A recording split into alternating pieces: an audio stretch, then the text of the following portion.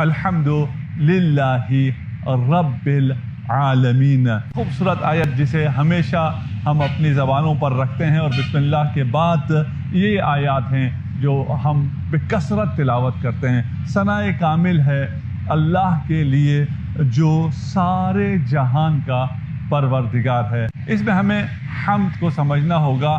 حمد کسے کہتے ہیں؟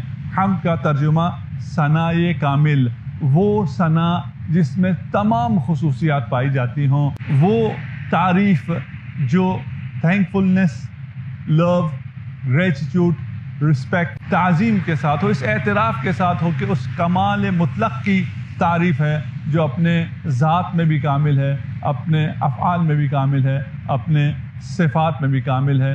اس خوبصورت تعریف کو حمد کہتے ہیں، اور حمد کس کی ہے؟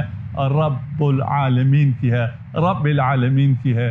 اور حمد رب العالمین کی ہے جو تمام عالم کا، تمام لوگوں کا پالنہار ہے، اس کی ربوبیت کے اعتراف کے ساتھ، اس کی محبت اور اس کی تعظیم کے ساتھ اس کی ثنا حمد الہی ہے۔